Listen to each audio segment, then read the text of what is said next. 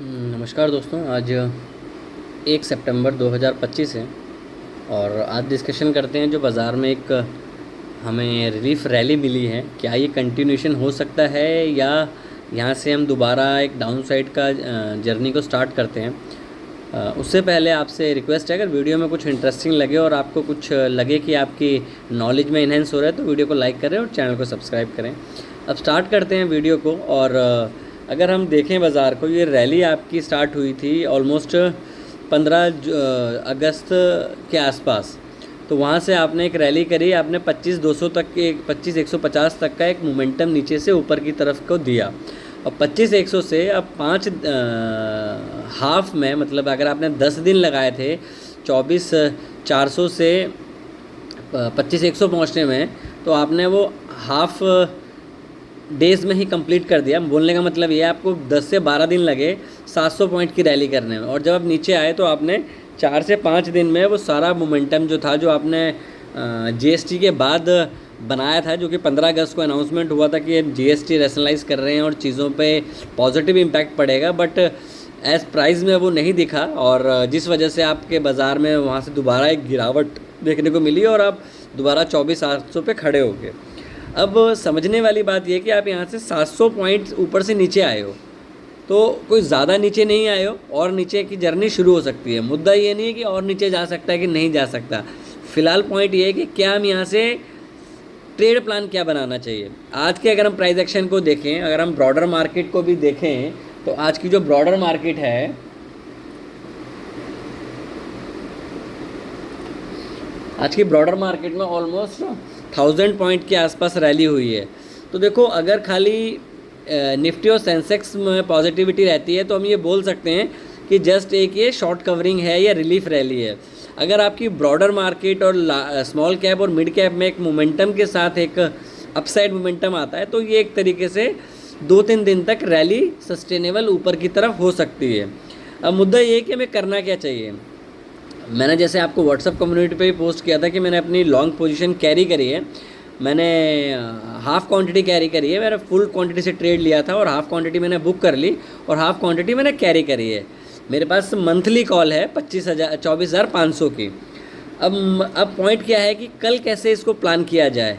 अगर हम overall contest को समझें, मैक्रो और माइक्रो को देखें, तो जो आपकी ग्लोबल पिक्चर समझ में आ रही है वो अनसर्टनिटीज़ की तरफ नज़र आ रही है, क्योंकि ये समस्या जिस वजह से शुरू हुई है वो समस्या अभी ख़त्म नहीं हुई है। तो कहीं ना कहीं ये प्रेशर आपकी मार्केट में रहेगा। आप इसको मान के चलिए कि आपको याद होगा कि, मुझे नहीं पता कितने लोगों को ये बात पता होगी, कि 1968 में ऐसा हुआ था कि जो डेवलपिंग कंट्रीज़ हैं और जो डेवलप कंट्रीज़ हैं, तो वहाँ पे एक कंसेशन स्टार्ट किया गया था उस टाइम पे कि जो डेवलपिंग कंट्रीज़ हैं, डेवलप कंट्री को कम टैरिफ पे माल देती थी कि उनकी इकोनॉमी ग्रो कर सके। अब जो यूएस सरकार है, उन्होंने क्या किया कि आप पे रेसिप्रोकल, मतलब कि बिल्कुल रिवर्स कर दिया कि ये मैं भी उतना ही टैरिफ लगाऊंगा जितना मेरे पे लगता है या उससे ज़्यादा लगाऊंगा, क्योंकि जो डेवलपिंग कंट्रीज़ होती हैं उनको रिबेट दी जाती है, एक कंसेशन दिया जाता है। 1968 में ये प्रोसेस को इम्प्लीमेंट किया गया था। काफ़ी जो डेवलप कंट्रीज़ हैं, जैसे आपकी यूएस बोल लीजिए, यूरोपियन यूनियन बोल लीजिए, इवन जापान भी उसमें आता है, तो उनको जो सामान जाता था वो कम टैरिफ पे जाता था। बट अभी जो रिसेंटली हुआ है बिल्कुल चेंज हो गया है। तो आपको ये चीज़ समझनी चाहिए कि पावर जिसके पास होती है और जिसके पास बड़ा पैसा होता है, इवेंचुअली वही जीतता है। तो अभी आप जो बात कर रहे हो कि यूएस का जो करेंसी है वो डीवैल्यू होना शुरू हो जाएगी, देखो अभी वो टाइम नहीं है कि आप उसको बोल सको कि वो कल से डीवैल्यूएट हो जाएगी। ठीक है, एक टाइम आएगा कि वो चीज़, उसका भी जो एक पीक था वो आउट हो चुका है, इवेंचुअली उसको नीचे ही जाना है। बट आप इनडायरेक्टली उससे कम्पीट नहीं कर सकते अभी भी, क्योंकि वो वर्ल्ड की लार्जेस्ट पावर है, और उससे आप किसी भी कंट्री को भी जोड़ लें, 4-5 कंट्री भी मिल जाए, तो भी उसको इतनी जल्दी आप कॉम्पिटिट नहीं कर सकते हो, क्योंकि आपके आईटी के जितने भी इम्पोर्टेंट हैं, आपका टीसीएस हो गया, इन्फी हो गया, विप्रो हो गया, आपके जितने भी लार्ज टेक जाइंट हैं, वो 50+ पैसा जो है वो आईटी कंपनी से आता है इंडिया में, जो इंडिया की ग्रोथ बढ़ती है। अब ठीक है, उस पर टैरिफ नहीं लगा है क्योंकि यूएस को उसकी ज़रूरत है। दूसरी चीज़ ये है कि अगर आईटी सस्टेनेबल करता है तो बैंकों को भी परफॉर्म करना पड़ेगा। बट अगर आपकी करेंसी वीक होगी तो आपका बैंक्स ऊपर नहीं जाएंगे। अगर बैंक्स ऊपर नहीं जाएंगे तो आप एक टांग पे खड़े, क्योंकि रिलायंस कंसोलिडेशन कर रहा है, मतलब लोअर लेवल पे है, सपोर्ट जोन पे, बट एक जो फ्रेश बाइंग आनी चाहिए थी उसमें वो फ्रेश बाइंग मिसिंग है।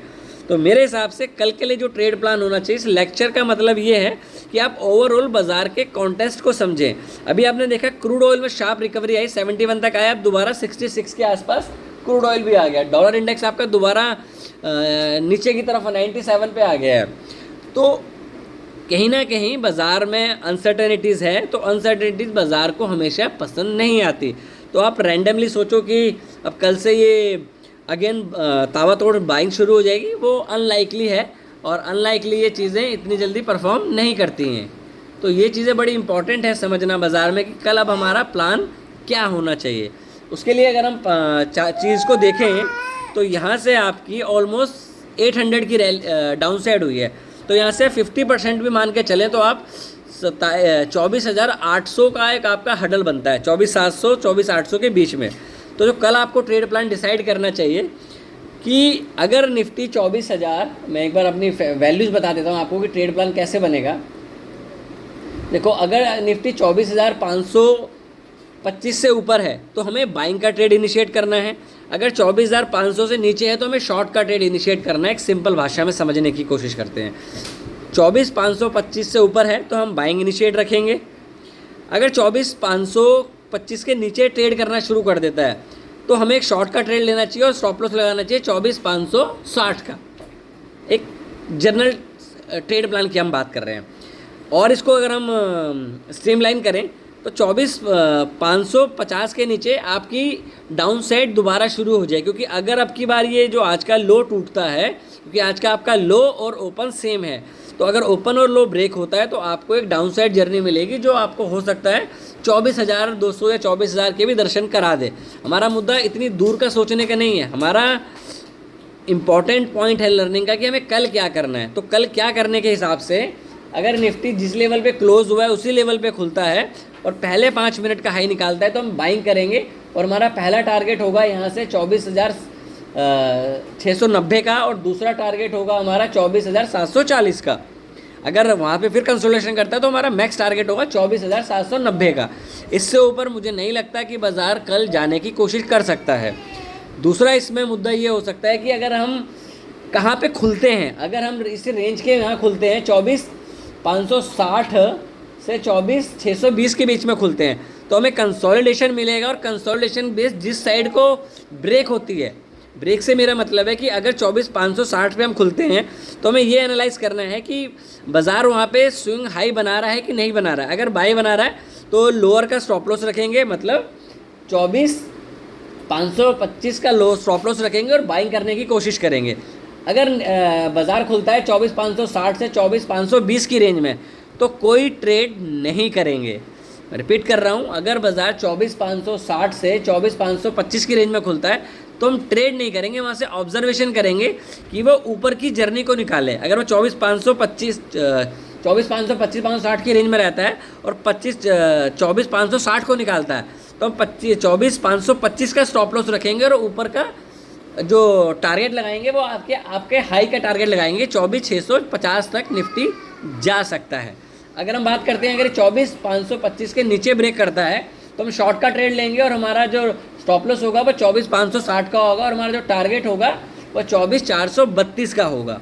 तो मैंने आपको बेसिक चीज़ें क्लियर कर दी हैं कि हमें ट्रेड प्लान किस हिसाब से बनाना है, क्योंकि बाज़ार आप लॉन्गर व्यू लगा के ट्रेड नहीं ले सकते। आपको डे बाय डे अगर आप ट्रेड प्लान बनाएंगे तो सक्सेसफुल होने के चांसेस ज़्यादा हैं, अनटिल अनलेस अगर आप एक व्यू बना के बायस होके बैठ जाए कि नहीं यार यहाँ से अभी बड़ी बार बनी है, ऊपर की तरफ जा सकता है, बट इस बायस से आप पैसा नहीं बना सकते। पैसा आपका तब बनेगा जब आप डेली बेसिस पे पॉइंट्स को मॉनिटर करेंगे कि बाज़ार ने 800 पॉइंट की डाउन साइड करी है तो यहाँ से अगर रिकवरी आती है तो 400 पॉइंट की रिकवरी आएगी।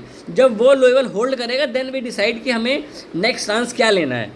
बेसिकली अगर हम कल के स्टॉक्स के लिए बात करें तो हम आईटी स्टॉक्स और ऑटो स्टॉक पे नज़र बना के रखें, क्योंकि मेरे को ये एक फीलिंग या चार्ट्स देख के लग रहा है कि आप एक सपोर्ट जोन पे हैं आईटी में स्पेशली। तो आईटी के स्टॉक्स में आपको ग्रेजुअली अच्छे स्टॉक्स दिख रहे हैं, तो वहाँ पे आप एक स्टांस बना के चलें कि आप अगले 6 से 1 साल के लिए आपको अच्छे स्टॉक्स वहाँ पे नज़र आ सकते हैं। तो फ़िलहाल के लिए इतना ही। अगर स्टॉक्स में स्पेसिफाई बात करें तो बजाज फाइनेंस कल के लिए अच्छा लग रहा है, भारतीय एयरटेल कल के लिए अच्छा लग रहा है, और अगर और एक स्टॉक्स की बात करें तो आपका इन्फी अच्छा लग रहा है। तो फ़िलहाल कल के लिए ये स्टॉक्स हैं। और दूसरा, अगर आप कैपिटल गुड्स की बात करें तो आप CDSL में नज़र बना के रख सकते हैं। Thank you, take care and trade well.